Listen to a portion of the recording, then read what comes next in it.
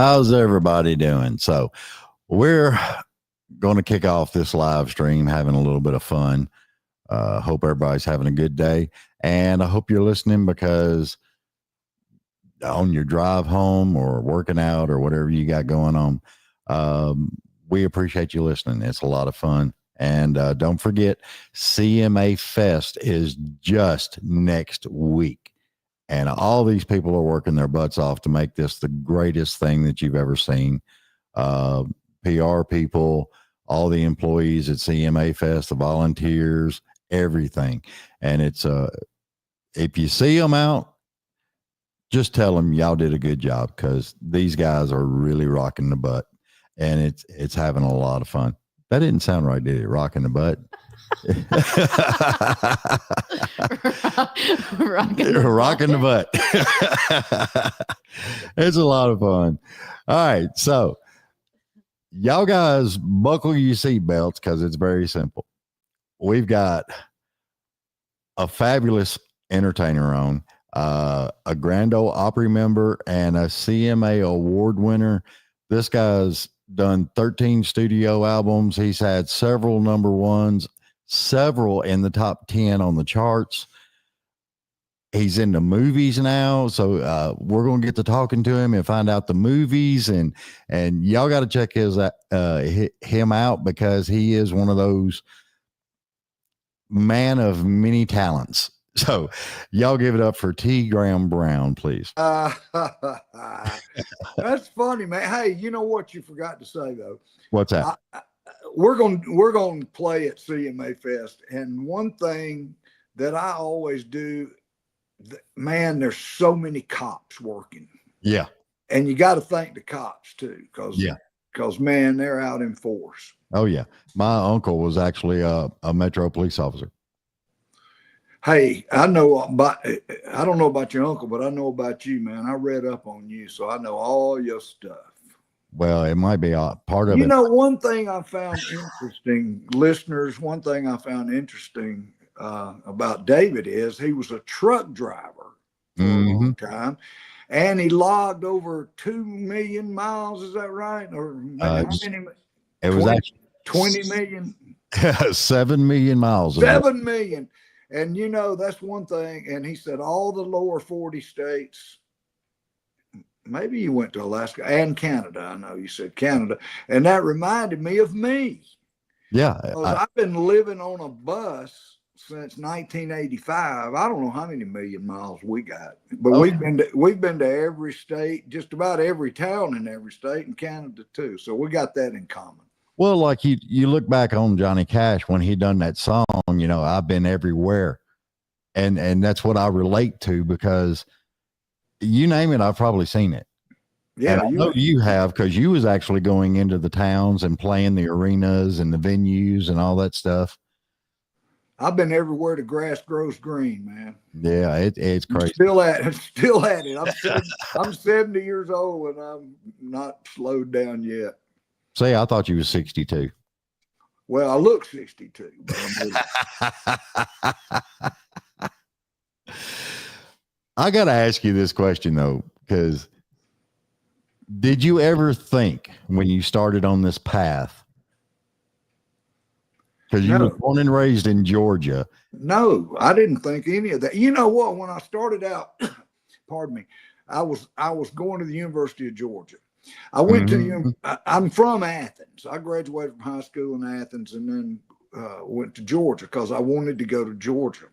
Right. And so I went over there to play baseball. I was a pretty good baseball player. And a friend of mine from high school was working at the Holiday Inn, the night desk.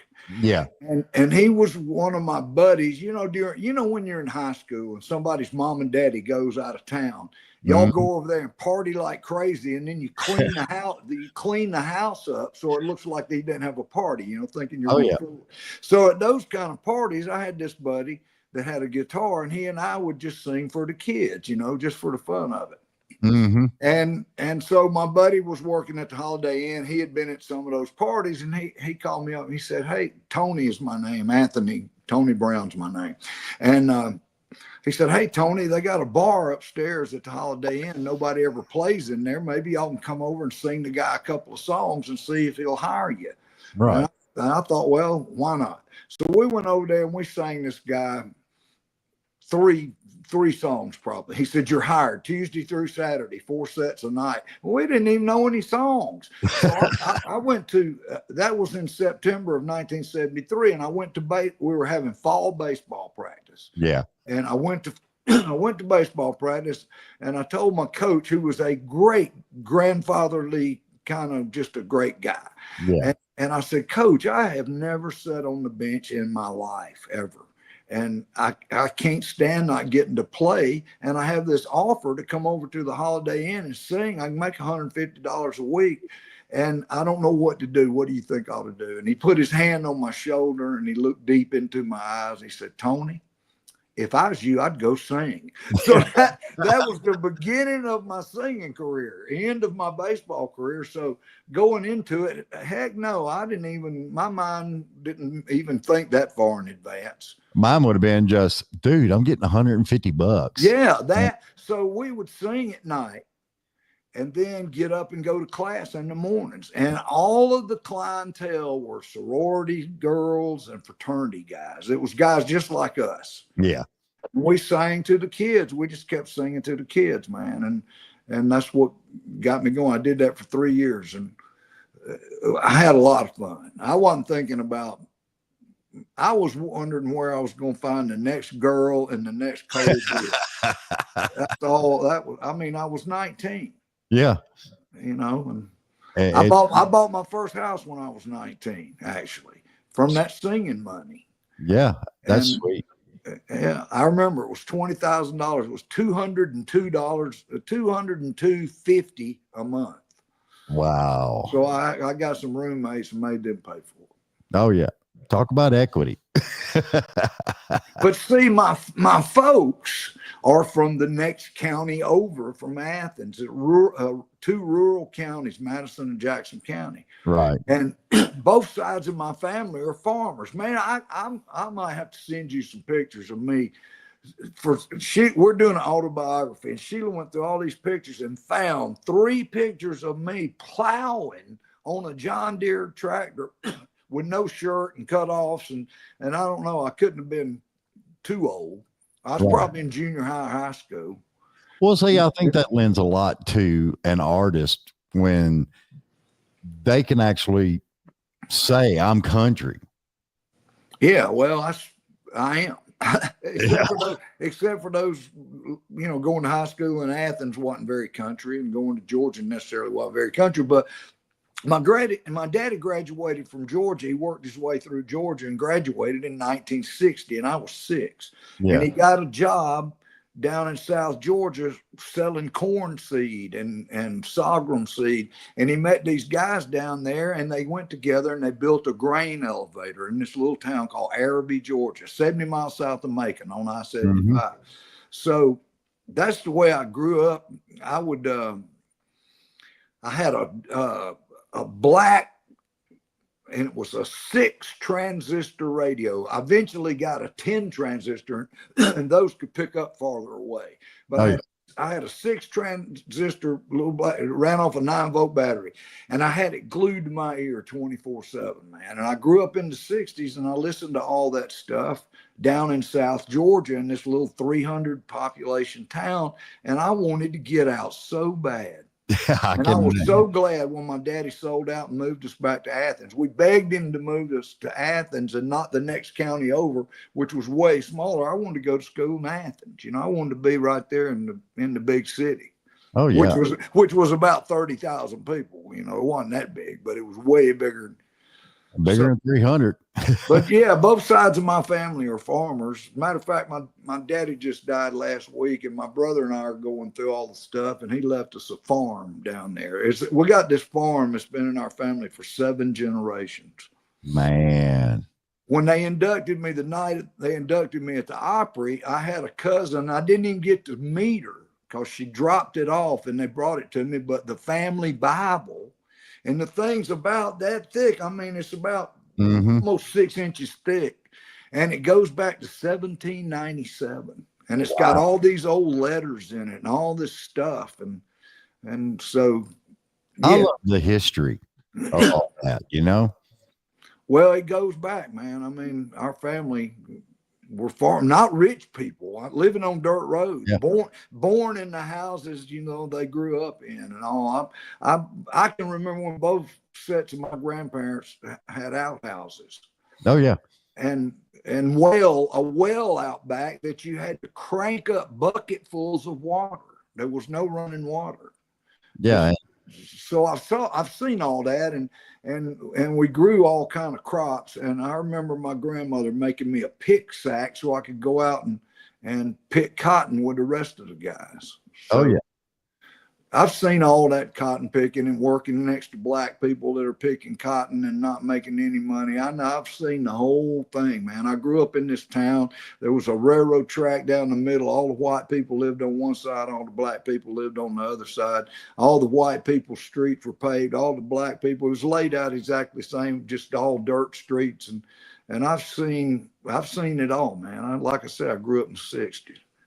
Yeah. And then all the change and everything. And it's amazing because, you know, I was talking to somebody else and they were telling me a little bit about some of their past and what they grew up in. And I was just like, man, you wasn't made at 9 years old to go out and bale hay and throw it up on that wagon. And then you had to go to the barn and then you had to hoist it up to the top level. And yeah, hey, I've done all that stuff. Yeah, I mean, and I can, you know, I learned how to drive on one of those old 2-cylinder John Deere Popping Johns. I mean, I would stand up and not sit in the seat, but stand up and hold the wheel. And I couldn't have been 9, yeah, 7, something like that.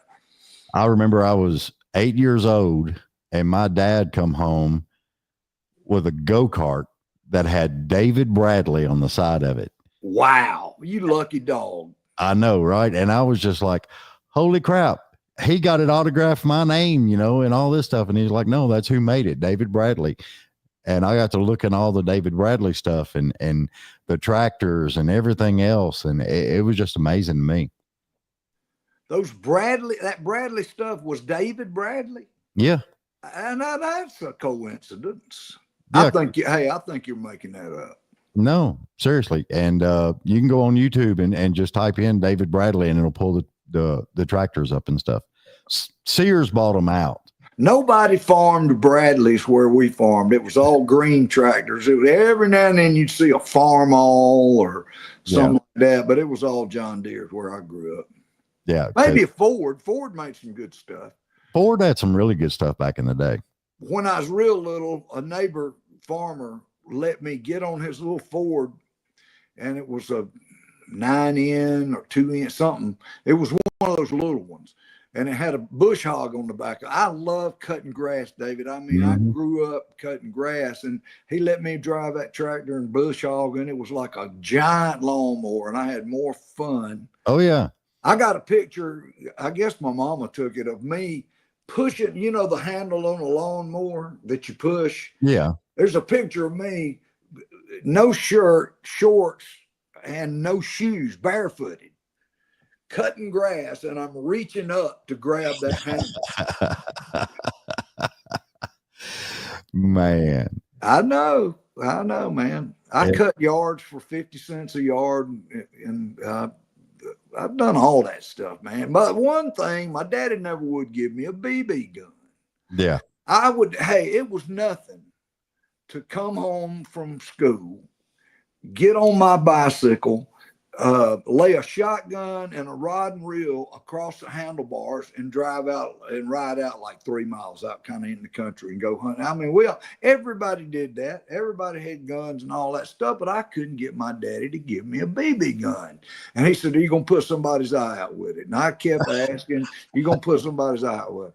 Well, the hell of the thing was, there was a boy that lived about not even a half a mile from our house. His name's Wendell Story. I saw him the other night. He came to the induction, actually. Yeah. And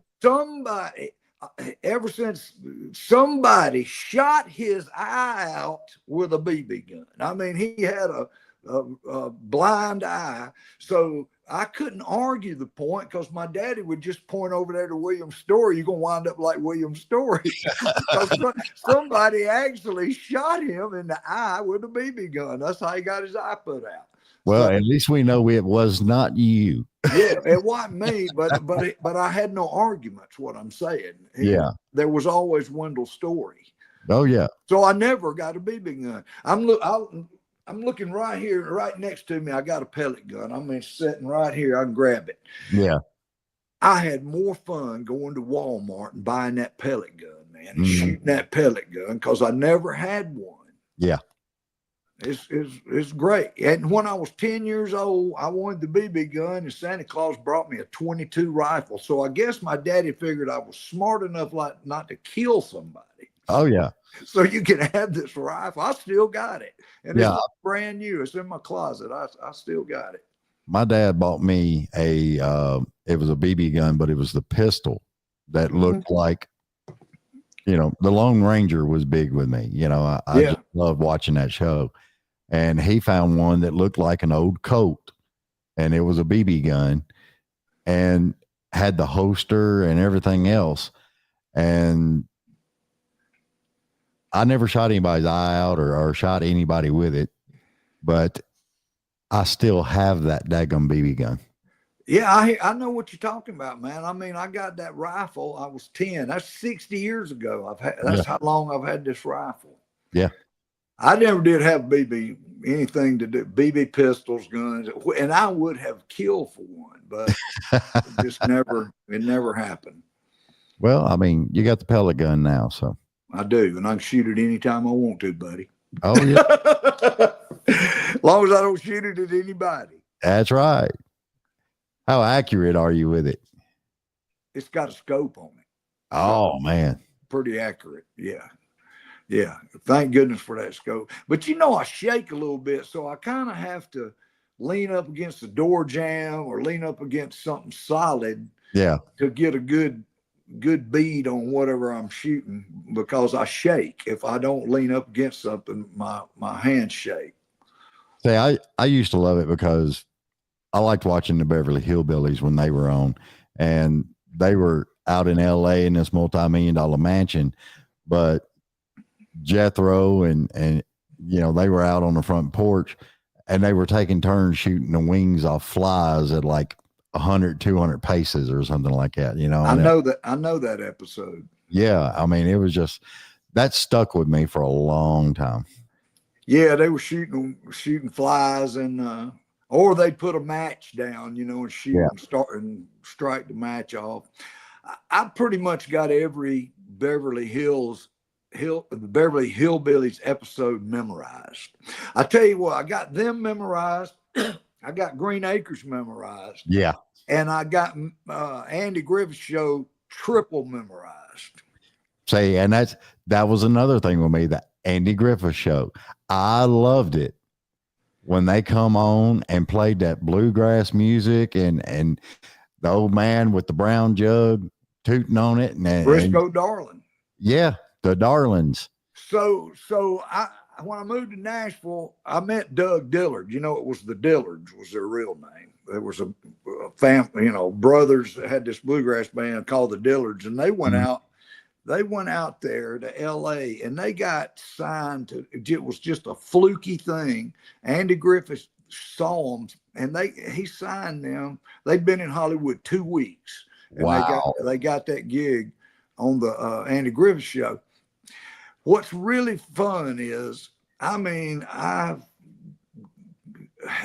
believe me, I've watched way too much Andy.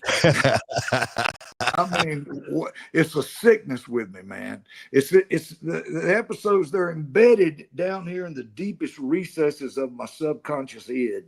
Yeah. Actually, that's something Barney said one time. Yep. So anyway, I grew up to I was in L.A. and Kenny Rogers and I were doing a show at the Universal Amphitheater, and I was staying at Sheraton Universal Hotel right next door.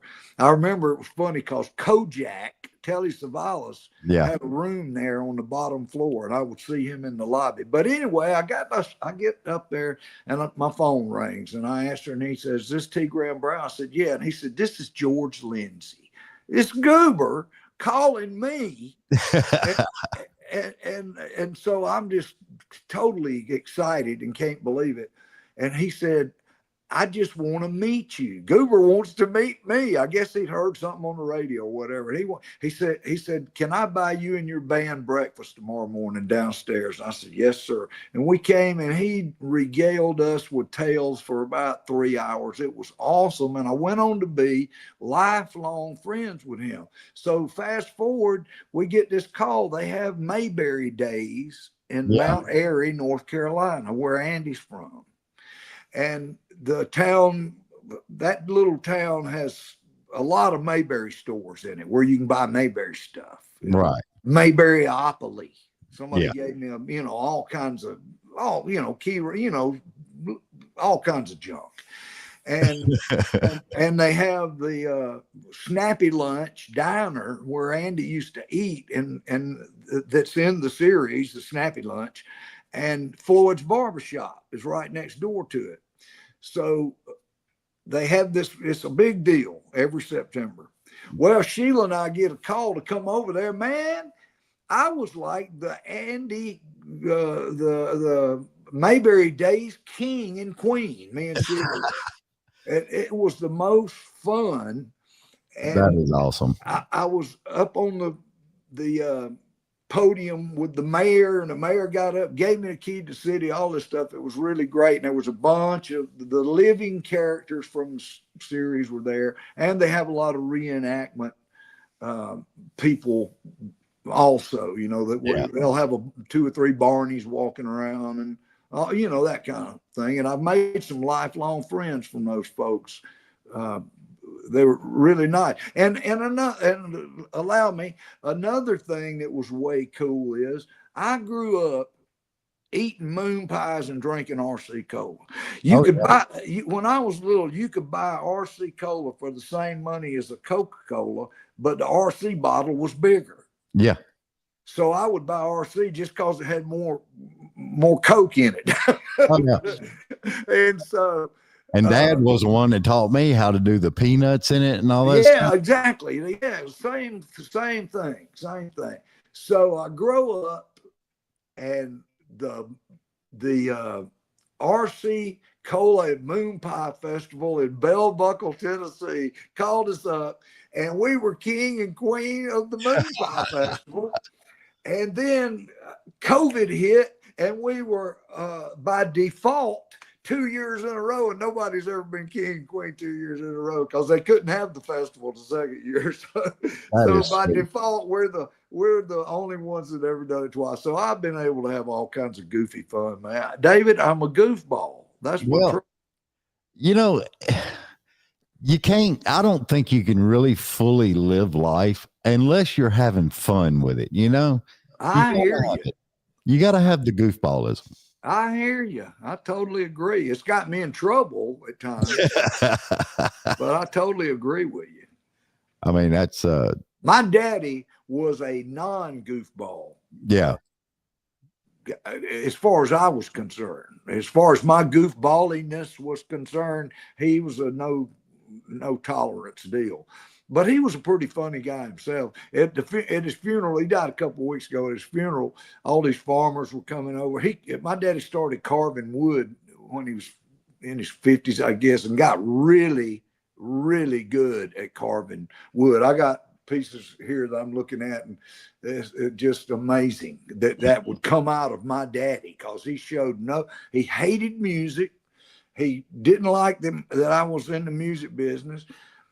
But he had this ability it came out of him. This carving thing came out of him. I don't know how. And he wound up teaching guys, and everybody was stopping by the funeral, was stopping by the house after the funeral, saying how much Daddy made him laugh and all that. So I guess he was sort of maybe a little bit of a goofball, but never around me. Well, no, he had to keep it together for you.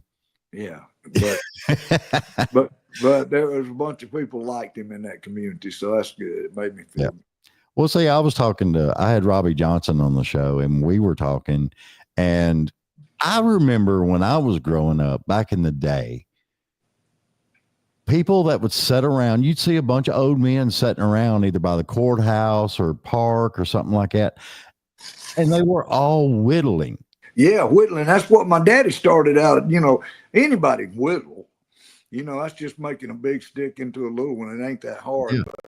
But Daddy we gave him, Sheila and I gave him some carving tools.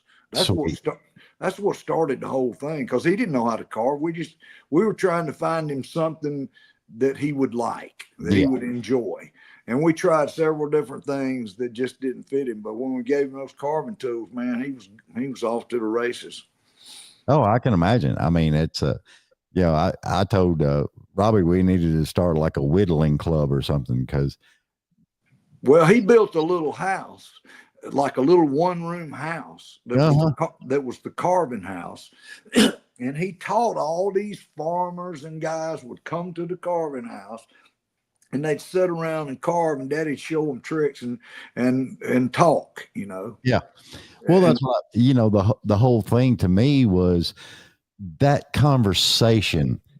It would start out with like one guy or two guys whittling, and the next thing you know, there's like 6 or 8, and the whole conversation about whose farm is, what farmer needed help, or somebody needed to hire some hands for that farm, and it was like a cell phone for everybody right there at the carving bench, Yeah, man. Well, they were socializing too, and it was.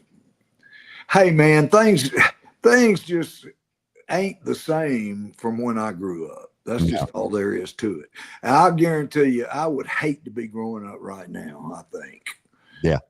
I mean, you can't, everybody's scared they're going to get hit over the head or something. The kids, you can't ride your bicycle anymore. I mean, we used to ride our bicycle all day long, and then we would play outside, and the street lights would come on, and we're still out there. Nobody even thought about any trouble. Yeah. That never, ever, ever crossed any of us, we kids' minds that something bad could happen, And give us a 2x4 and a Bricko block, and we done made a ramp. Exactly. And Daddy would take us to little league games. We had a team in that little town, man. I don't know how we cobbled together enough guys to even play, but we would go to Cordele, Georgia, which was 10 miles up the road, and would ride the whole team ride in the back of the pickup truck. Mm-hmm. Yeah, now, they wouldn't let you do. We'd be sitting on the side of the rails and sitting on the tailgate, your feet hanging down, almost to the road. And another thing, down there in that farming community, everybody drove. The kids drove, because you'd have to go to the hardware store, you'd have to go do this, do that, pull the truck up, hey, go get some feed. And we were driving, man, we were little. Oh, yeah. The first time I ever drove, I was 12 years old. My dad taught me, just so we could go around and feed cows over at his buddy's farm. And we had a bunch of stuff in the back of the truck. He would ride in the back of the truck while I was up there driving. And it was a 3-speed inline 6 Ford Ranger F100. That's an old one.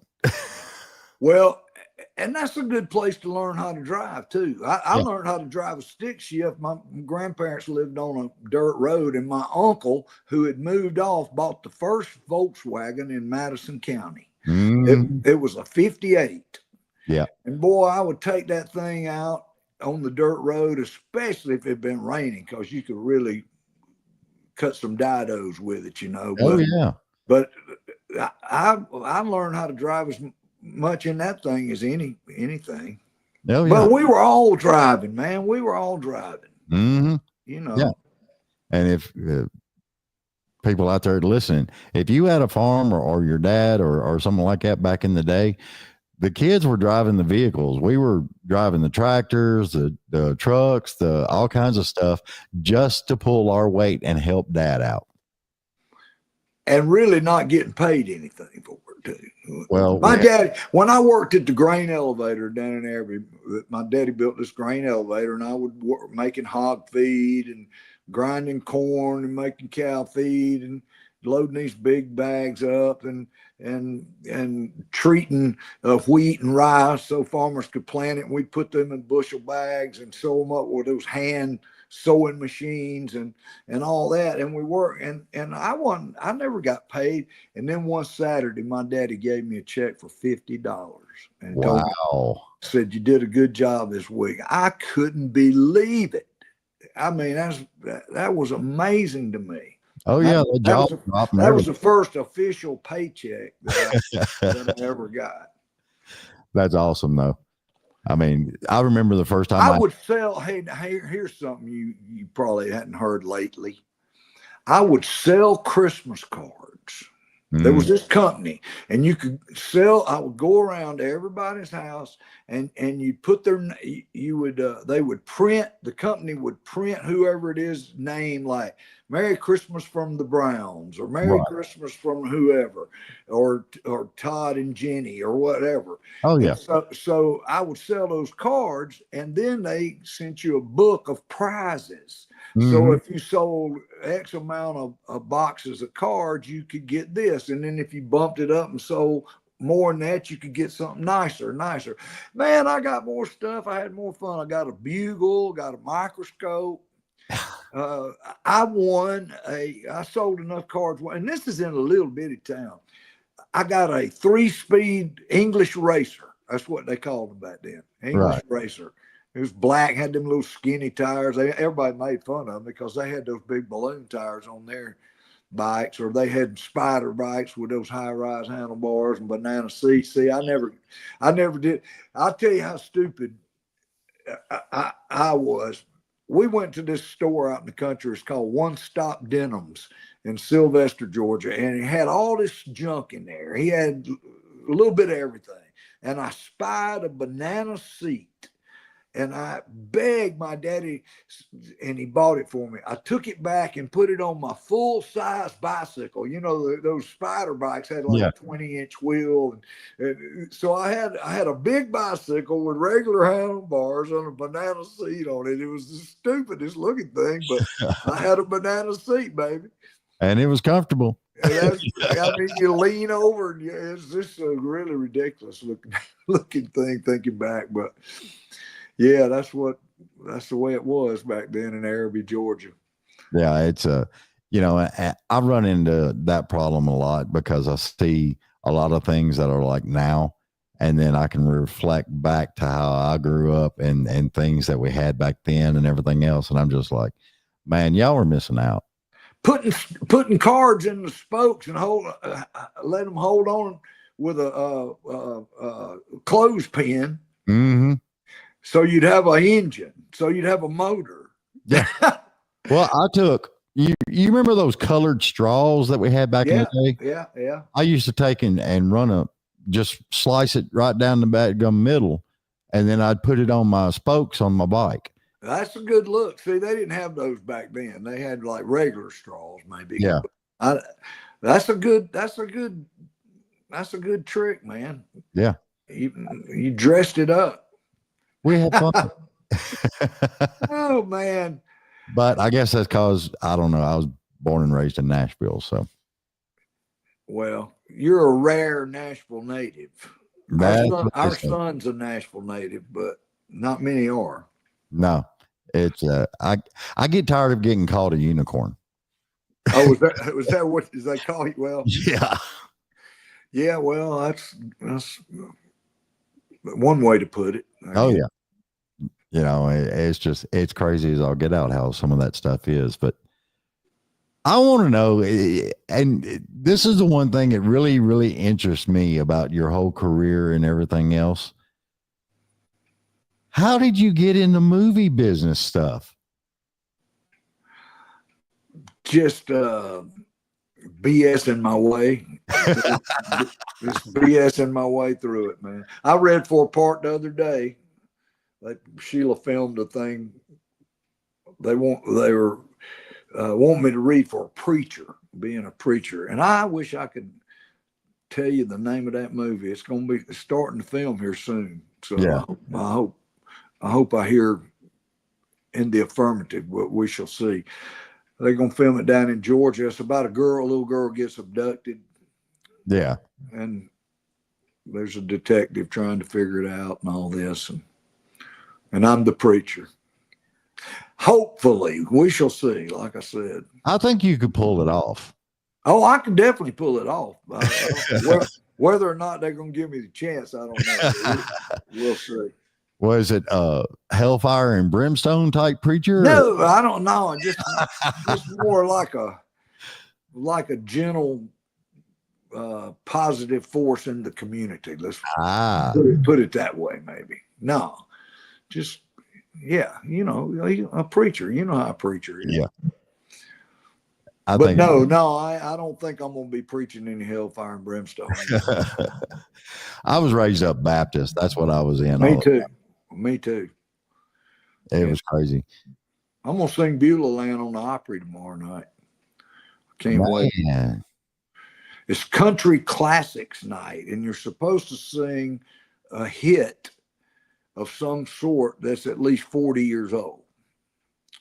So I'm going to sing Beulah Land, Delta Dawn, I'm going to sing. Awesome. And from my new album, From Memphis to Muscle Shoals, and since it's 40 years old, well, not necessarily country, I'm going to sing Mustang Sally.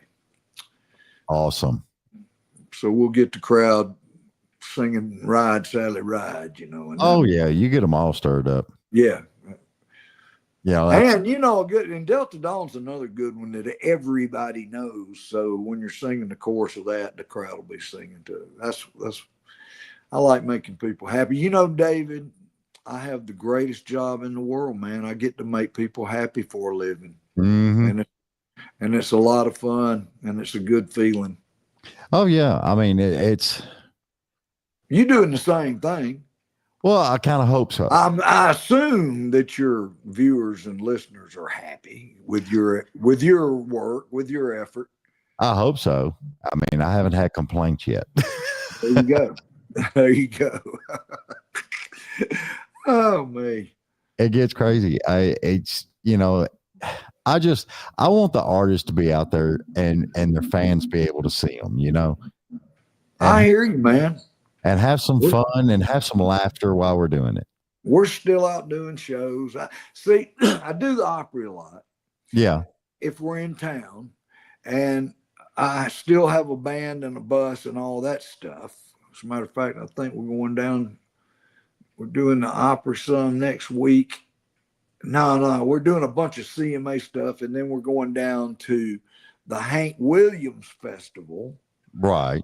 In Alabama on Saturday night, and then we're singing Sunday for the CMA thing. So we're still doing all that, and I have a show on Sirius XM I've been doing for 6 years on the Prime Country Channel. It's called Live Wire. I play live cuts from artists' live albums. That's what it's all about, what the show's all about. Do one a month. Mm-hmm. They air it 10 times during the month and put it on the app, so you can on demand it whenever you feel like it. And I always I always have a guest that I talk to about 20 minutes. And it's kind of like this. It's about all kinds of stuff. Yeah. So I'm doing that. And grass is growing, so I get to cut my grass. That's one of my favorite all-time things to do. So I get out there and push more.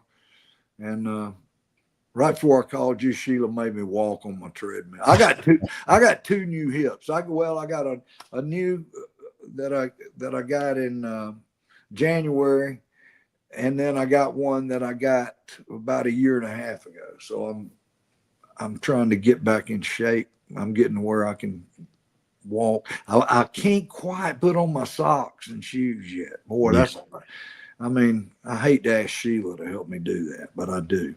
Oh yeah. Well, I mean, sometimes I mean, a man ought to be able to put on his own socks. You know what I'm saying? Oh yeah. But my hip hadn't quite got to where I can do that. A little bit of exercise and stuff, and you'll be strutting across that stage. So, what's the hardest thing about buying a new boomerang? I have no clue. Throwing away the old one. What you call boomerang? What you call boomerang don't come back? Broken? A stick. You know, do you know that Australia is the world's leading exporter of boomerangs? No, I didn't know that. It's also the world's leading importer of boomerangs. That's because I'll come back.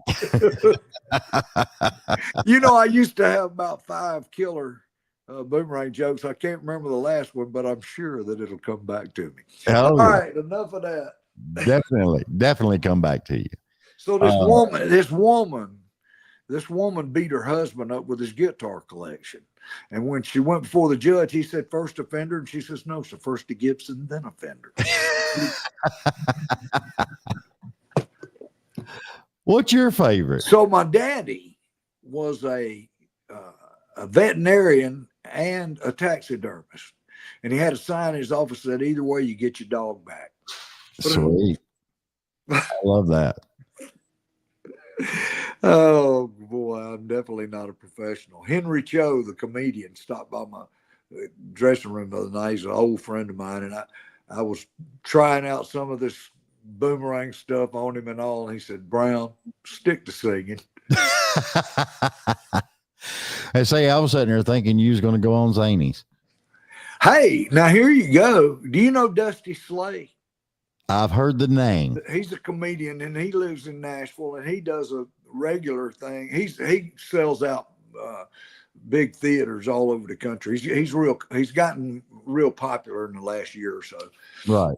And he's a pretty funny guy.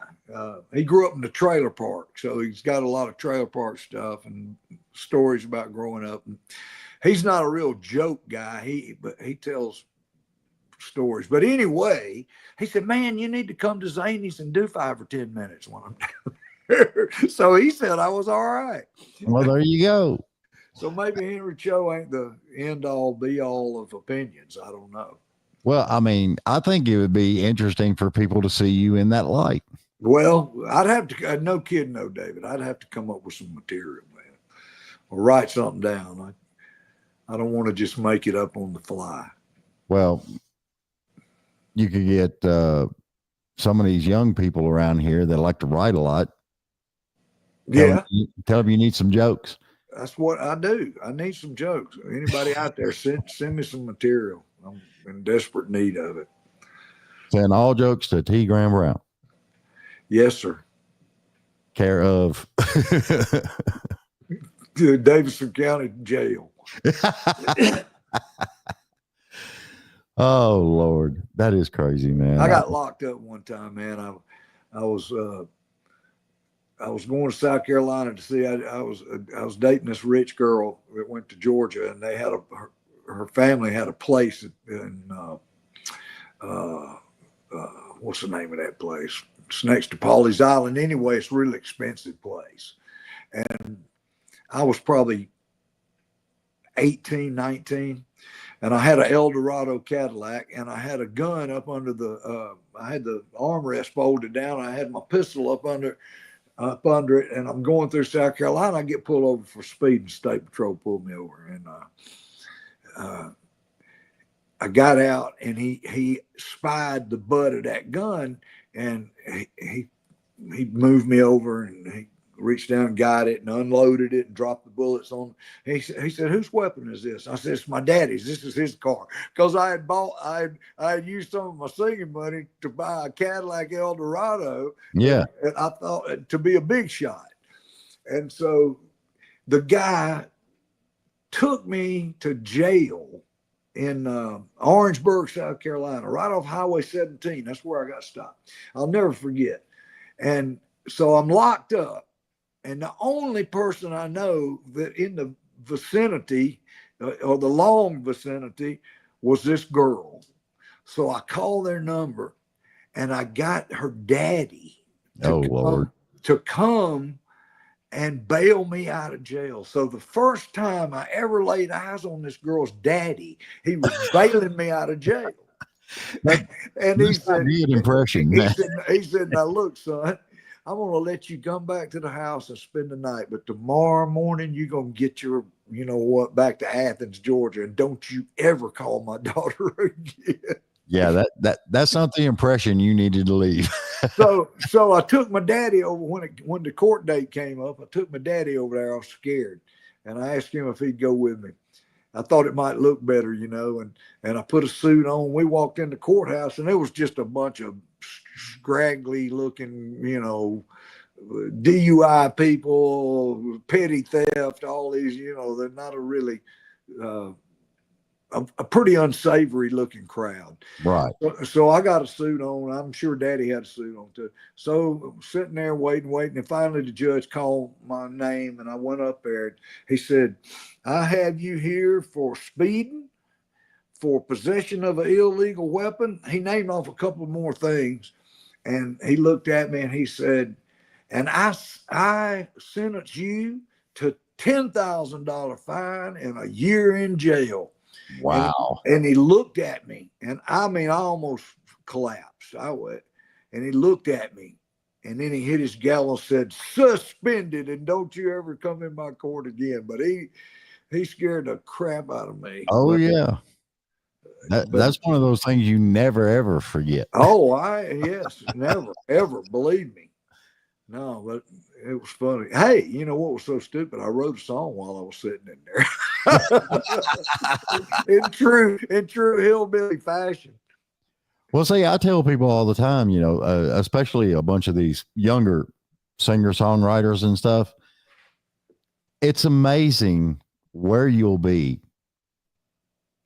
And you'll have to actually find a pencil and grab a napkin or you know, whatever's close that you can write on. And that does happen. Yeah. And everybody's like, funny. There's been a lot of songs written on airline barf bags. Mm-hmm. Because they're white and you can write on them. Oh, yeah.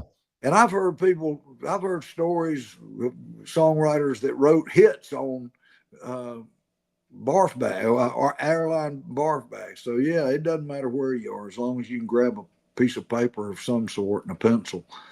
Oh yeah, you know it's crazy because you never know where it's going to come from. That's what's amazing to me. Well, that's the God part of it. Yeah, yeah, exactly. I mean, it's wild. You never know when one of them will be visited upon you. So, mm-hmm. And you kind of got to keep your antennas up and your ears, you know, listening to people talk or shoot. I get a bunch of ideas from old movies or TV shows. I got my pad there and I'm writing stuff down. Oh yeah. So yeah, I might be watching Wagon Train. Who knows? And get hit by a transport of emotion. You never know. I was on the way home today from my day job and I was running across 52 and I was surprised. I went around a curve and there was a couple of Amish guys, 2 horses, big wagon, just coming down the street. And I was just like, man, it doesn't get much beautifuler than that. Those guys are definitely not in a hurry. No. But they get it done. They do get it done.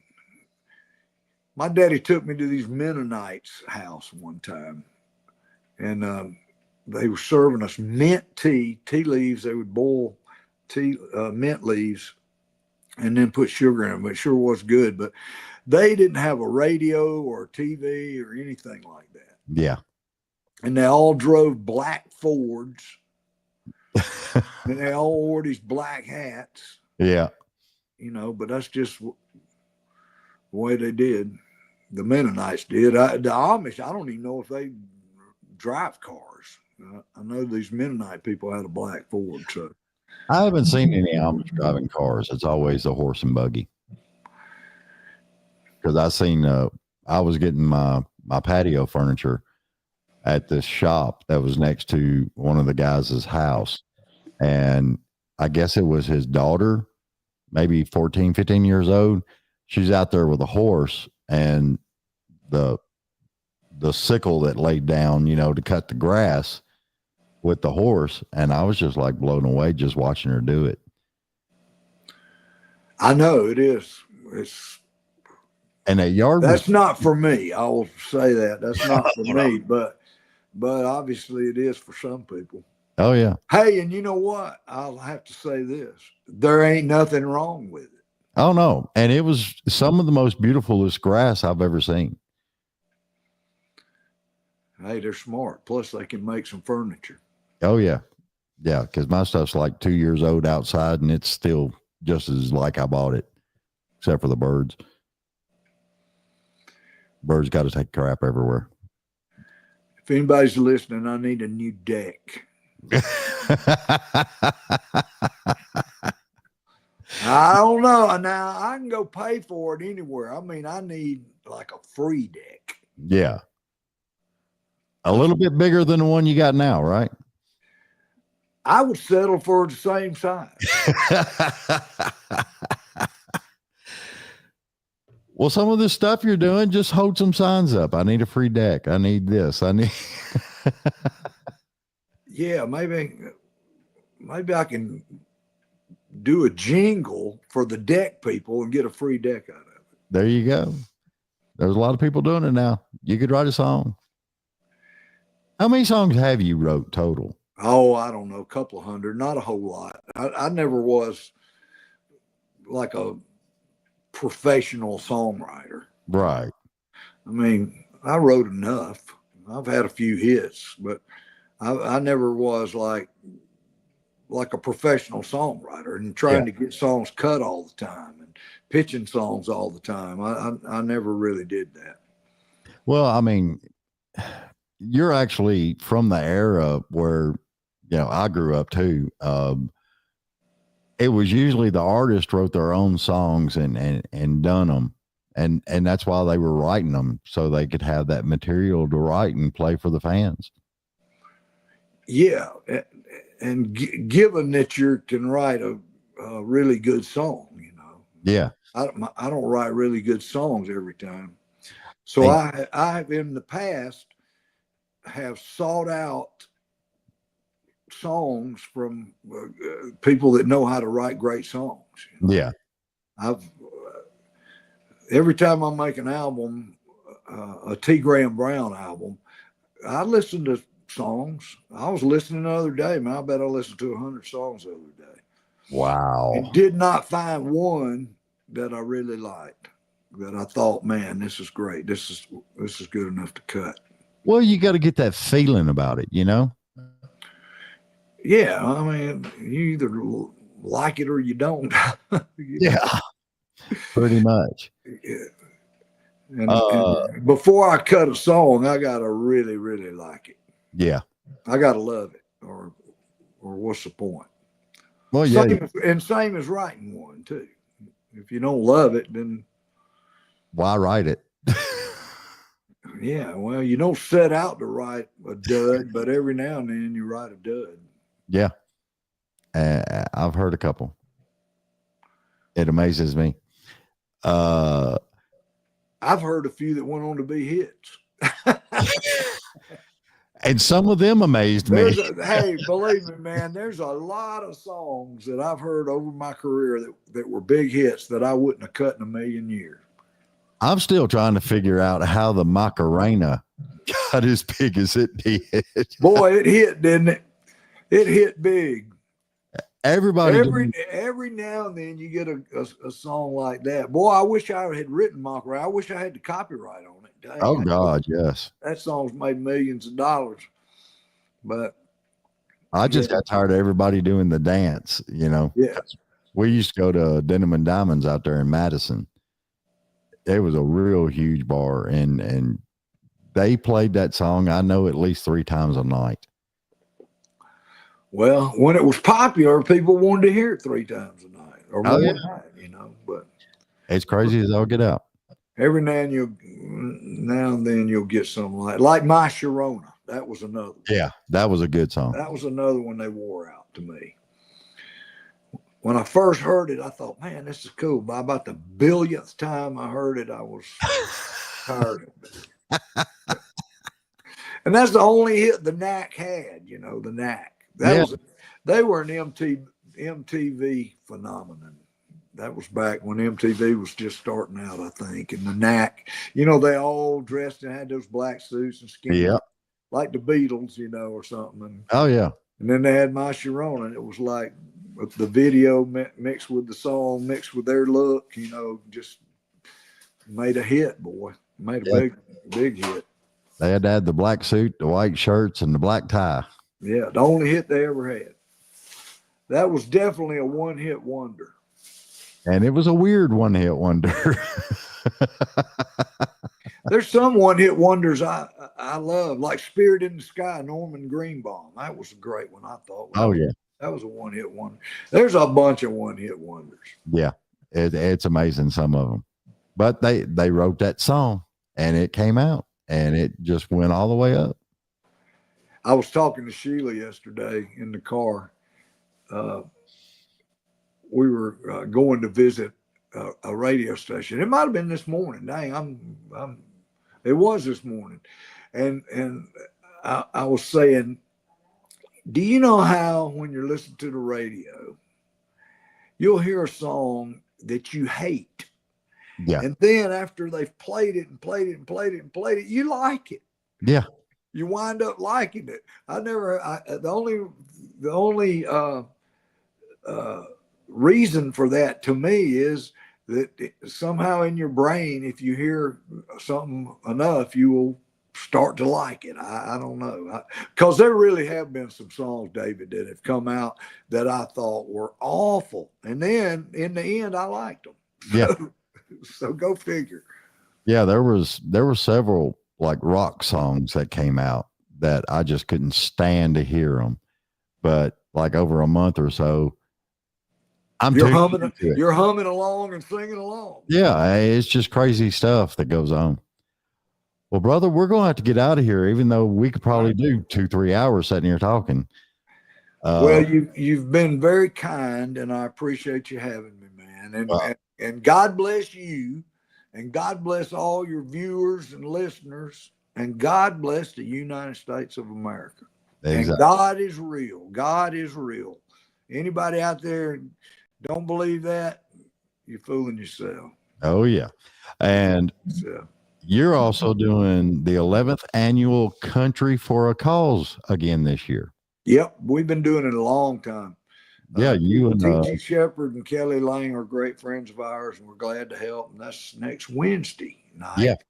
And then after that, I'm leaving and going to the world famous Bluebird Cafe for a birthday bash and get up and sing a couple there.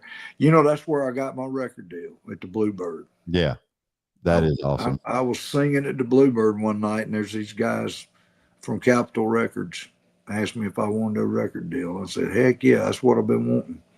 Oh, yeah. That was in 1984, I think. Well, see, that's one thing that I really love about the whole history part and everything, the history of the Bluebird and the Ryman and the Grand Ole Opry, just all that history, man. And I've been blessed, man. I've sang on the stage of the Ryman many times and done, you know, I don't know if I told you, I've been going out to, did I tell you I've been going out to the Opry for 40 years? Did I tell you that? Mm-hmm. Well, I didn't know it was 40 years, but did I tell you? But if I told you that today? Not today. Okay. So here's the thing. What's funny is I've been going out to the Opry since 1985, and they just have made me a member. After 400 appearances on the Opry, they made me a member last year. Well, that's what I was looking at. And I was never give up. And I've been able to, I mean, I did a show with George Jones at the Ryman. It was sold out, people cheering, and I don't think my feet hit the floor. And I've been able to do the Opry, and I've been all over the place, man. I've played everywhere, and I've seen some wonderful, wonderful things. I figured you had been an Opry member for like ever. That's You what people think. That's what a lot of people think. But I am now. I'm official. So well, I mean, I remember back in the fanfare days that was at the Municipal Auditorium. I used to take my mama out there all the time. And I was sitting there thinking last night, I thought she met you at fanfare at the Municipal Auditorium and got your autographed. And I'm wanting to go ramsack through stuff and see if I could find it. well, she might have. I Yeah. mean, really. Boy, we signed a bunch of them during fanfare. Oh so God, yes. ain't no telling. She very well could have gotten me to sign something. Yeah, I mean, I remember seeing people when they were first starting out and everything and going down there and signing autographs and stuff. And yeah, I was there helping her out and making sure she had a good time and stuff. And it was wild. We're doing 2 autograph sessions at the is it called Music City Center? You know, the convention center downtown. Yeah. During fanfare, we're going to go in and do a couple of 1-hour things, and then we're going to go over to, I can't remember where we're playing that evening. That's next Saturday. Right. And I know Sheila would want me to tell anybody listening listens is close to Nashville, or you don't have to be close to Nashville. We're doing a show at the Franklin Theater on August the 1st, I think is the date. It's a Saturday. So anybody wants to see T. Graham Brown and his band of renown, then go to the Franklin Theater. I'm sure it'll be sold out. It's not a huge place, and it's a great place to see a show. I love the age of that theater and how they've maintained it. It is just beautiful. Oh, they fixed it all up, man. I mean, they restored it, and it's very nice. And great sound system, great line of sight. There ain't a bad seat in the place, and so we're gonna do a little show there. Well, you might see. Go to tgrahambrown.com for show tour dates, for any kind of merch. Man, we got all our music from Memphis to Muscle Shoals album that I did that we didn't even talk about, but that's okay. I'll sign stuff. If people go to the website and buy stuff, I'll sign it. I'll put to Jimmy or whoever they want me to put it to. But I do have this album I cut at Fame Studios. It's been out since last August. It's a 1960s soul music tribute album called From Memphis to Muscle Shoals. It was songs that were originally cut in Memphis or originally cut in Muscle Shoals. So I did them. 14 of them down at Fame Studios and Muscle Shoals. I brought the stuff back. I was talking to Dwight Yoakam, catching up with him, and he asked me what I've been up to. And I told him, he asked me if I cut a song called I'm Your Puppet. And I said, as a matter of fact, I did. And he asked me if he could sing on it. And I went, yeah, you can sing on it. And I sent the tracks out to Hollywood, and he did a duet. And then he went back and sang harmony on everything, which he didn't have to do. He's a perfectionist. He's a perfectionist, and so he sent it to me, and I was knocked out by it. And then I thought, man, well, because this thing didn't start out to have any duets on it. So then I thought, man, Tanya would sound good on this one, and Winona and Sammy Hagar and Delbert McClinton's on it, and Betty LaVette and Eddie Floyd, and Little Anthony from Little Anthony and the Imperials is on it, and Randy Hauser and Zach Williams, and Sam, the late great Sam Moore from Sam and Dave, and it turned into 11 duets. So wow, it debuted in August at #1 on the blues albums chart. So man, I had a #1 album this past year too. Anyway, it's a great record. And if anybody wants to buy a physical copy, a CD or vinyl, we got vinyl too. I'll be glad to sign it for anybody. And it's a really cool record. And then I guarantee you, anybody that gets one will be happy. Awesome. I love it because I'm actually going to get my assistant Julie and I want one because I love the whole duets and everything else, and it's just It turned out great, man. And we made it sound, the sound is something we wanted to sound like it was cut in the 60s. So it's yeah. kind of it's a throwback record. It ain't fancy, it's a throwback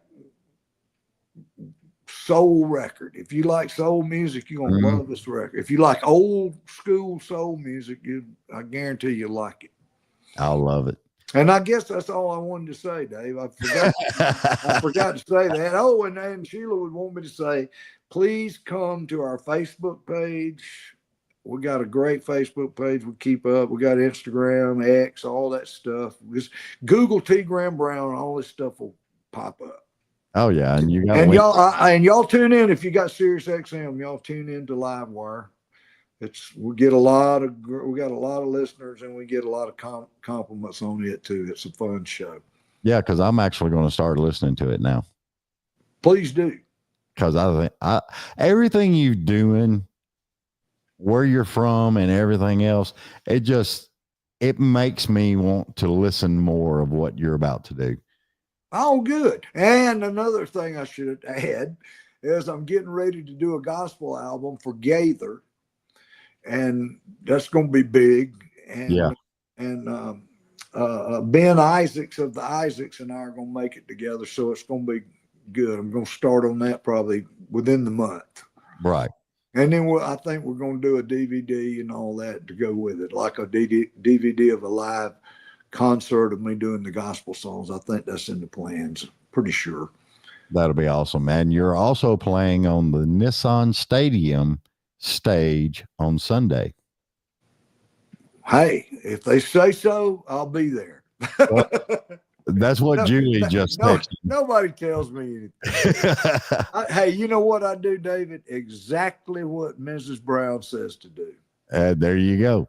I listen to my assistant that helps me out. Whatever you need me to do, you just let me know, so. Sheila and I have been together 47 years.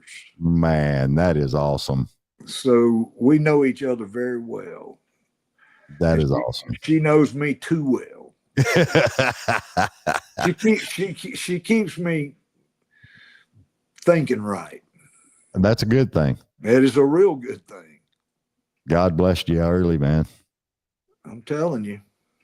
He really did. God's taking care of me, buddy. God is real. I'm telling you. If you can't con God, man, God will work with you. Yeah. If he thinks you're working with him. Oh yeah. But you can't con God, man. I tried conning God for a long time, and God knows what you're thinking. You ain't getting away with nothing.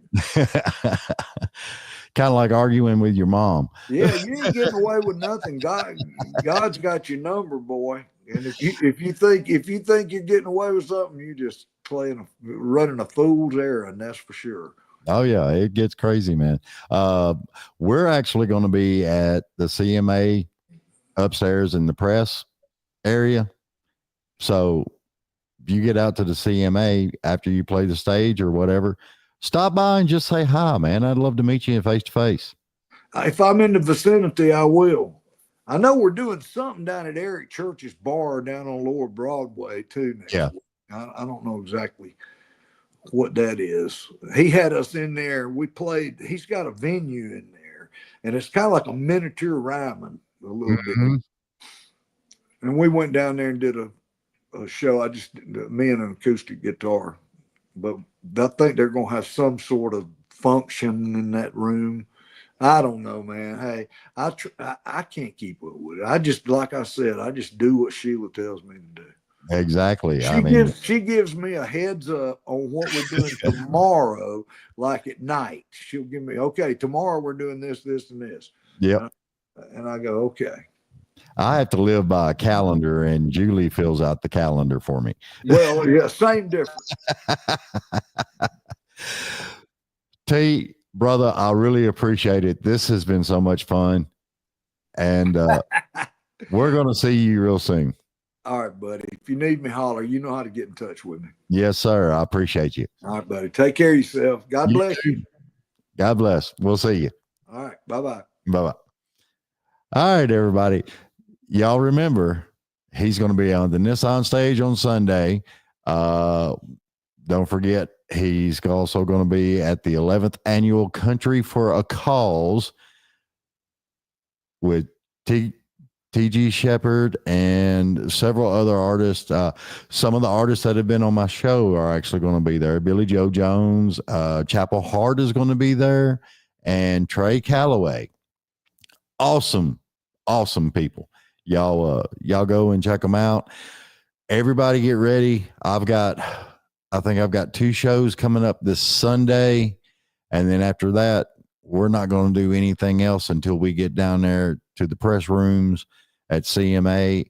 And last year we recorded everything, and then I was like in a editing terror-thon going on after that. But this year, everything goes right and we got a good signal and everything else, we are going to try and do non-stop live CMA press room.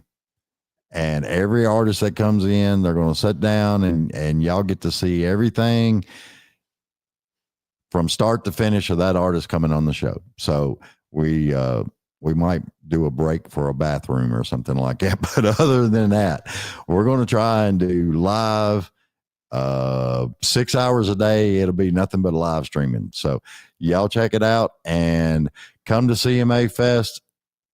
Visit as many stages as you can.